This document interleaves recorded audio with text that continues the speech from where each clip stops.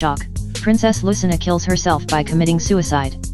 The 5-year-old child Yacub, now an orphan, is raised by his uncle Emo, and the child Yacub is emotionally disturbed and rebellious because of the death of his parents. The child Yacub grows to hate his people the Shayug, and he also grows to hate all dark-complexioned people because he blames them for the death of his parents. The child Yacub desires to have his revenge when he grows up.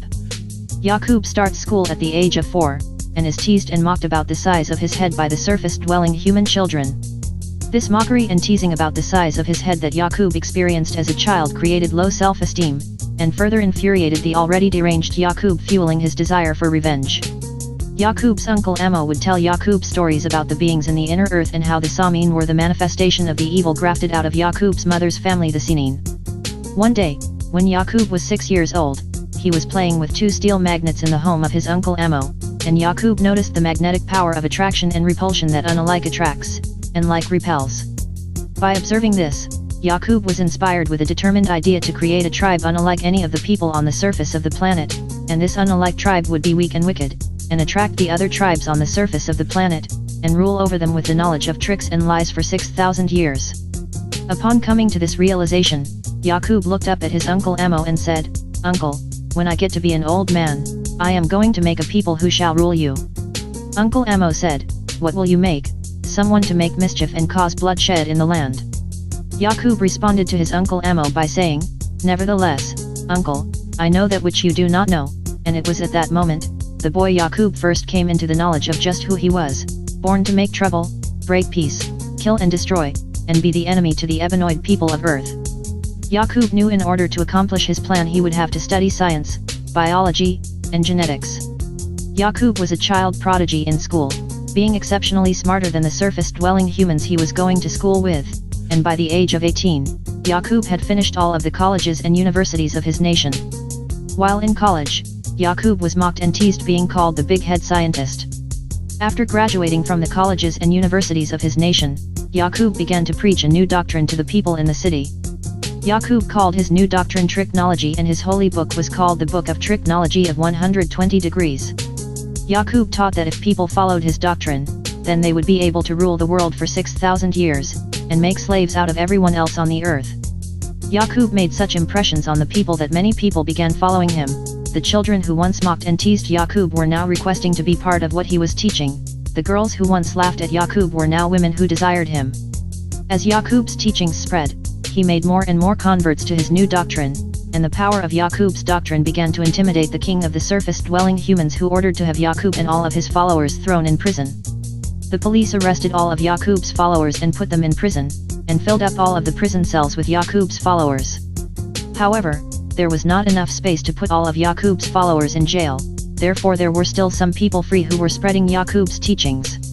The police notified the king that they did not have enough space for all of Yacub's followers, and at that point the king decided to go to Yacub's prison cell and negotiate a deal. The king went to visit Yacub in his prison cell, and the king said, "So you are Mr. Yacub?" Yacub said, "Yes, I am." The king said, "Yacub, I have come to see if we could work out some agreement that would bring about an end to this trouble. What would you suggest?" Yacub said to the king, "If you give me and my followers everything to start a civilization, and furnish us with money and other necessities of life for 20 years, I will take my followers and we will leave." The king was pleased with the deal offered by Yacub, and agreed to take care of them for 20 years, until Yacub's followers were able to go for themselves. After 20 years, the government began to make preparation for the exiling of Yacub and his followers. The king ordered everyone rounded up who was a believer in Yacub's doctrine, and they took them to the seaport and loaded them on ships. When Yacub and his followers departed, there were a total of 59,999 followers plus Yacub, making 60,000 total people on 100 ships. Yacub and his fleet of ships departed from an area 20 miles outside of the present-day city of Mecca, Saudi Arabia, and set sail on the Red Sea, and sailed all the way around the continent of Africa to go to their destination, which was the area which is currently called the island of Patmos, or Palam, in the Aegean Sea. While on the ships sailing around Africa to get to the area which is currently called the island of Patmos, Yacub began the second part of his plan, which was a eugenics human graftation experiment. Even though all of the people on the surface of the earth were of one tribe, the Ebenoid tribe, there was still some variation within the Ebenoid tribe, and Yacub began to highlight these differences, and Yacub taught these people that they were special, because Yacub planned to use them to graft his new tribe. Yacub developed his theory by studying his own genetics under the microscope and noticing that there were two different genes in him, one gene that was dark from his father Yishak's family the Shayuk, and the other that was not dark from his mother Princess Lucina's family the Sinin. Yacub began to have children with the women on this ship, and the babies which were born that were a lighter complexion he would spare their life, but the babies which were born which were of a darker complexion, Yacub would have thrown overboard into the ocean. Yacub felt if he could successfully separate the darker gene from the lighter gene, then he could graft the Ebenoid tribe into its last stage, which would be albinoid. Yacub planned to create a tribe of albinoids, which he discovered was weaker than the Ebenoid gene, which would be unalike, to rule the Ebenoid nation for 6,000 years. When Yacub's followers found out about his new wicked plan, and learned that he was killing and throwing babies overboard into the ocean, 95% of his followers lost their loyalty to Yacub, and abandoned his mission and jumped ship. As Yacub's fleet of ships sailed around Africa, people who lost loyalty to his mission would jump ship into the areas which are now Egypt, Sudan, Ethiopia, Kenya, Djibouti, Somalia, Mozambique, Namibia, Senegal, Morocco, and Tunisia. 10% of the original 60,000 of Yacub's followers betrayed Yacub and jumped ship. 85% of the original 60,000 of Yacub's followers jumped ship because they were confused why he would do such a horrible thing, leaving only 5% of the original 60,000 of Yacub's followers who actually made it to their destination of the island of Patmos in the Aegean Sea. As king on his island, Yacub set up birth control and Planned Parenthood laws which would contribute to his plan of negative eugenics and genocide to breed his albinoid tribe. Yacub made it a law that only the lighter complexion people could have children. People with darker complexions were put to death, and when children were born, nurses were ordered to have the darker babies killed by pricking the brains with a sharp needle as soon as the child's head was out of the mother, but the lighter babies were allowed to live. Yacub's aim was to kill and destroy the Ebenoid nation. Yacub would have the dead bodies of the darker babies fed to wild beasts, and if they could not find a wild beast to feed the bodies to, they would take the dead bodies of the babies to a cremator to be burned. This is the level of intense hatred Yacub had in his heart. This process went on for years on Yacub's island as Yacub trained his sons and grandsons to carry on his work after he died. Yacub died at the age of 150 years old from a brain tumor. As the father of technology, Yacub taught his people a doctrine which would enable them to rule the world for 6,000 years. Yacub also taught his people that God is a spirit and a spook and not a man, and Yacub was the founder of the doctrine that unalike attracts and like repels. After 200 years on Yacub's island, all of the darker babies had been done away with, and all babies were born of a new tribe called the Rubetoid tribe. After another 200 years, all babies were born of an even newer tribe called the Citrinoid tribe. And finally, after another 200 years, which makes 600 years total, all the babies born on Yacub's island were of Yacub's desired albinoid tribe. It took 600 years to breed Yacub's albinoid tribe, and every imagination of their heart and all of their actions were wicked continuously. The evilness of the albinoids not only affected themselves, but also affected the other peoples of the world. Yacub's albinoids returned to the city where they were exiled from. Once back in the city, it took only 6 months for Yacub's albinoids to cause chaos and war amongst the Ebenoid people. The king of the Ebenoid people realized that it was Yacub's albinoids who were causing all the trouble, and the king made a decree to drive Yacub's evil albinoids from amongst them. The king rounded up all of Yacub's albinoids and stripped them of their clothing, and put an apron on them to hide their nakedness, and sent his army with them across the desert to cross the burning sands into the place which is modern-day Europe. Yacub's albinoids were roped into the mountains and caves, and the king's army would patrol the area to make sure Yacub's albinoids stayed in the mountains and caves for 2,000 years to ensure that these people are kept away from the Ebenoid people. During this 2,000-year period living in the mountains and caves without anything to start civilization, Yacub's albinoids became shameless, and lost all sense of shame and started going nude, and in the winter they wore animal skins for clothes and grew hair all over their bodies and faces like all the other wild animals. Yacub's albinoids tamed the wolves and dogs to live in the caves with them, and after some time the dog held a high place among their family, becoming their best friend. After 2,000 years of living in the caves, the wickedness of Yacub's albinoids was observed, and an Ebenoid man named Moshe was sent to civilize them. Moshe led Yacub's albinoids out of the caves. However, once out of the caves, Yacub's albinoids killed Moshe. Free from the caves, Yacub's albinoids went on a rampage throughout the earth, conquering and subjecting the Ebenoid people, pitting one against the other using the idea of divide and conquer. Yacub's albinoids began to execute Yacub's plan for them to rule the world for 6,000 years. A man named Mahamdu attempted to teach Yacub's albinoids to convince them to end their devilishment. However, this was still 1400 years before the end of Yacub's albinoids' 6,000-year period of dominion over the earth. And so, Yacub's albinoids ruled the earth for 6,000 years, spreading their devilishment, evil, pain, suffering, and oppression to the ebenoid people of the earth as designed by the big head scientist Yacub. The events of Yacub occurred approximately 6,600 years ago, and the 24 wise elder scientists of the inner earth foresaw the birth of Yacub 15,000 years ago. This history, or future, of Yacub and his people was predicted and foretold by the 24 wise elder scientists of the inner earth 8,400 years before the birth of Yacub. The 24 wise elder scientists of the inner earth were aware of the birth of Yacub, and they were aware of the things Yacub would do before Yacub was even born. The 24 wise elder scientists of the inner earth predicted that in the year 8,400, this man Yacub would be born, and when this man was born, he will change civilization in the world, and produce a new tribe of people, who would rule the original ebenoid people for 6,000 years, from the 9,000th year to the 15,000th year. After the 6,000-year rule of Yacub's people, the ebenoid people would give birth to one whose wisdom, knowledge and power would be infinite.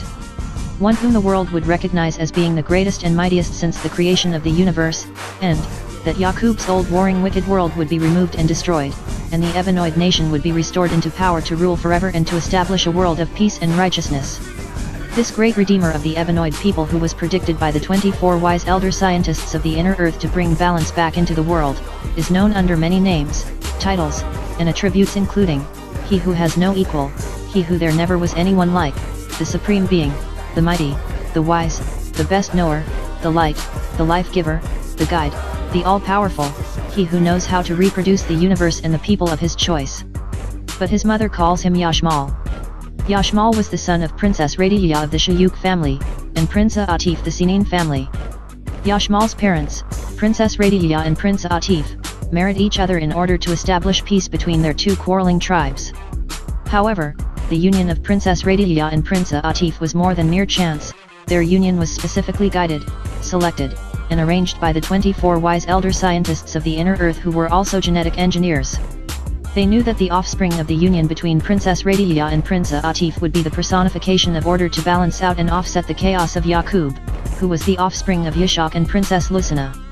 Yashmal began his education on the day he was born, as is the custom amongst members of the Shayuk. It would be unheard of for a member of the Shayuk to wait until the age of 4 to start school unless the child was mentally handicapped. Being part Shayuk and part Sinin, Yashmal's head was noticeably larger than the other members of the Shayuk and Sinin. Yashmal had an enormous head, 2 brains, and a third enlarged pineal gland which sat in the center of his 2 brains, making the top of his head appearing to be shaped like 3 orbs. Amongst the Shayuk and Sinin, Yashmal would be called the big head scientist. However, amongst these tribes, this statement was not taken to be an insult, but rather a compliment, alluding to the individual's intelligence in the same way that saying big muscles alludes to an individual's strength. Since Yashmal was raised in his native land amongst his people who looked like him, he did not suffer from the same ridicule, mockery, and low self-esteem which plagued his cousin Yacub, who grew up in a foreign land amongst other than self and kind. As a child, Yashmal was an exceptional prodigy and a genius. Yashmal was also told stories of the evil activities which transpired at the hands of his cousin Yacub. One day, when Yashmal was 9 years old, he was playing with 2 electromagnets in the home of his grandfather King Fukur, and noticed that electrons flowing in the same direction through 2 electromagnets would create the magnetic phenomenon of attraction, and that electrons flowing in opposite directions through 2 electromagnets would create the magnetic phenomenon of repulsion. By observing this, Yashmal realized that like flowing energies create attraction and unlike flowing energies create repulsion. Thus, Yashmal was inspired with a determined idea to direct the flow of mental energy of the ebenoid people of the planet in the same direction so that the ebenoid people of the planet will be unified again to be strong and righteous, and bring peace and balance back to the earth forever. Upon coming to this realization, Yashmal looked up at his grandfather King Fukur and said, "Grandfather, when I get older, I am going to make a people strong and righteous, and I will eliminate the devilishment which has come into the world to show and prove real power and wisdom, and bring back peace and supreme balancement forever." Grandfather King Fukur said, "What will you make? Someone to establish order and cause harmony in the world." Yashmal said, "Man plans, and I plan. and surely I am the better planner. And it was at that moment, the boy Yashmal first came into the knowledge of just who he was, born to establish order, bring peace, build, create, and be the redeemer to the Ebenoid peoples of Earth. It is common for members of the Yacub tribe to finish all of the coursework taught in all of the colleges and universities of the surface world by age 9, but Yashmal finished by age 7. If it took a member of the Yacub tribe until age 18 to finish all of the coursework taught in all of the colleges and universities of the surface world, then that person would surely be looked at as being mentally handicapped or mentally retarded. Yashmal finished all of the advanced universal sciences which are taught by the schools in the inner earth by the time he was age 12, even though it is common to finish this coursework by age 15, but Yashmal was a genius and a prodigy. After finishing school, Yashmal met with the 24 wise elder scientists of the inner earth and told them of his intention to travel to the surface world as a bringer of peace and redeemer of the Ebenoid people. Yashmal was tried and tested by the 24 wise elder scientists of the inner earth, and once found worthy, at age 18, Yashmal traveled to the area presently known as the Mwanza region near the countries of Tanzania, Uganda, and Kenya in Africa. Yashmal called his new doctrine Teachnology, and his holy book was called the Book of Teachnology of 720 Degrees, which was in a question and answer format designed to get the mental energies of the listeners flowing in the same direction, which would in turn create unity, harmony, and attraction amongst kindred. Yashmal's new doctrine was so powerful that he had millions of people from all of the tribes on the earth coming to hear his message and aspiring to be a part of his mission. However, from the millions of followers that he gained on the surface of the earth, Yashmal only selected 144,000, which he called the chosen few, to be a part of the next phase of his plan, and when Yashmal and his chosen few departed, he told the people on the surface of the earth he would be back in one day.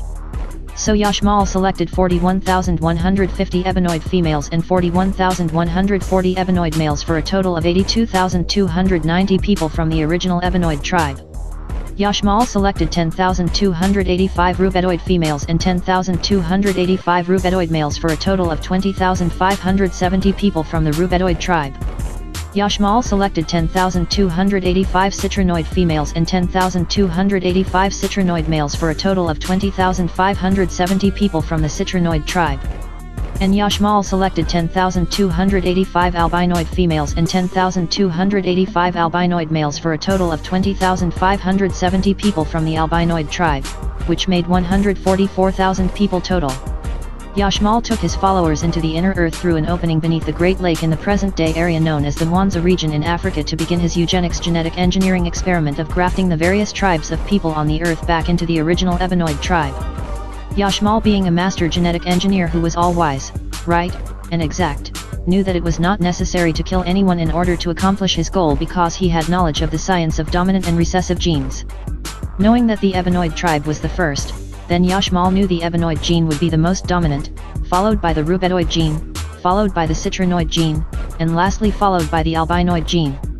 While inside the inner earth with his followers, Yashmal applied the science of dominant and recessive genes to design and engineer a system of arranged marriages by which the offspring born from each arranged marriage would have certain desirable qualities, and in time, over a period of 900 years, all of the derivative tribes would have been grafted back into the original Ebenoid tribe. Yashmal also observed that the gene of the Ebenoid woman was the most dominant gene, and so Yashmal established the following rules of arranged marriages amongst his followers. 10,285 Ebenoid women and 10,285 Ebenoid men would marry to keep the Ebenoid gene strong and pure. 10,285 Ebenoid women would marry 10,285 Rubedoid men. 10,285 Ebenoid women would marry 10,285 Citrinoid men. 10,285 Ebenoid women would marry 10,285 albinoid men. 10,285 Ebenoid men would marry 10,285 Rubedoid women. 10,285 Ebenoid men would marry 10,285 Citrinoid women. 10,285 Ebenoid men would marry 10,285 albinoid women. Yashmal would also keep 10 Ebenoid women as wives for himself. The men and women were required to get married by age 19, and each couple were to have 2 children. Living in the inner earth where he was from, Yashmal was continuously regenerated and rejuvenated and did not die like his cousin Yacub on the surface of the earth.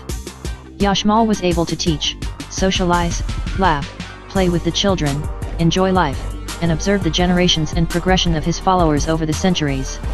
The offspring of the Ebenoid woman and the Ebenoid man would always be Ebenoid. The offspring of the Ebenoid woman and the Rubedoid man would also be Ebenoid because of the strength of the Ebenoid woman's genes. The offspring of the Ebenoid woman and the Citrinoid man would be Ebenoid 75% of the time, and Rubedoid 25% of the time, because of the strength of the Ebenoid woman's genes. The offspring of the Ebenoid woman and the Albinoid man would be Ebenoid 75% of the time, and Citrinoid 25% of the time, because of the strength of the Ebenoid woman's genes. The offspring of the Ebenoid man and the Rubedoid woman would be Ebenoid 75% of the time, and Rubedoid 25% of the time. The offspring of the Ebenoid man and the Citrinoid woman would be Rubedoid. The offspring of the Ebenoid man and the Albinoid woman would be Citrinoid. With the laws of arranged marriages in place, it would take Yashmal's chosen 144,000 people 46 generations over the course of 900 years to be grafted back into the original Ebenoid tribe. During this time, for some generations recessive genes would tumble forward. After 12 generations, all of the Albinoids had been grafted back into the Citrinoid, Rubedoid, and Ebenoid tribes. After another 16 generations, all of the Citrinoids had been grafted back into the Rubedoids and Ebenoids. After another 18 generations, all of the Rubedoids had been grafted back into the Ebenoids, leaving only the original Ebenoid tribe. It was also observed that after 4 generations, if the Albinoids refused to mix in, then they would be unable to conceive offspring after the 4th generation. After 8 generations, if the Citrinoids refused to mix in, then they would be unable to conceive offspring after the 8th generation. After 16 generations, if the Rubedoids refused to mix in, then they would be unable to conceive offspring after the 16th generation. Just like electrons flowing from atoms with more electrons to atoms with fewer electrons, it was necessary for the derivative tribes to mix back into the original Ebenoid tribe in order to get recharged and sustain and maintain their existence. However, because of the science of recessive and dominant genes, by mixing back into the original Ebenoid tribe, the derivative tribes would eventually be grafted back into the original Ebenoid tribe in time, leaving only the original Ebenoid tribe on the surface of the planet. As it was in the beginning, so shall it be in the end. And so Yashmal smiled at this fact, now having knowledge that the evil acts done by his cousin Yacub would be reversed just by letting nature take its course. The process of grafting the derivative tribes back into the original Ebenoid tribe took 900 years, and once completed, Yashmal took another 100 years to teach and train his followers how to control and conquer the evil which existed within themselves, rather than attempting to graft the evil out, letting it manifest and personify as a being. After the 1,000-year period with Yashmal in the inner earth, Yashmal returned to the surface of the earth to the area presently known as the Mwanza region in Africa with 144,000 Ebenoid people. When Yashmal and his 144,000 followers returned, the people on the surface of the earth said, "Yashmal, you said you would be gone for 1 day, and you were true to your word. You have only been gone for 1 day, but many of the people you have returned with are not the same people you left with. What have you done with our brothers and sisters?" One of the Ebenoid women named Kidara, who was one of Yashmal's wives and one of the 144,000, spoke up and said, "I am the daughter and great descendant of your brothers and sisters, which it seems to you left with Yashmal just yesterday, but we have been with Yashmal in the inner earth for 1,000 years, and Yashmal has taught us the science of genetics and how to rid the world of evil, as well as how to conquer the evil within ourselves." Yashmal spoke and said, "Indeed, 1 day in the inner earth can be like 1,000 years."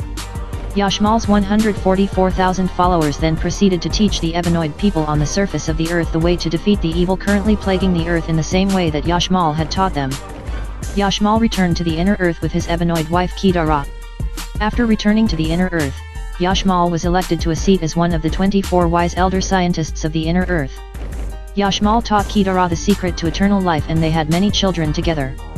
Yashmal told Kidara that the Ebenoid woman is the human representative of nature on the surface of the earth, and thus the Ebenoid woman is the key to destroying the evil plaguing the surface of the earth, and she is the key to bringing peace and balance back to the surface of the earth. Yashmal told Kidara that it was not him who the 24 wise elder scientists of the inner earth had prophesied about, it was her, the Ebenoid woman. Yashmal told Kidara that he was merely a conduit to allow her to bring balance back to the earth. And so while the big head scientist Yashmal's followers execute his plan on the surface of the earth, Yashmal and Kidara wait with their family in the inner earth for the hereafter, that is to say, here on earth, after evil has been removed, and peace and balance has been restored.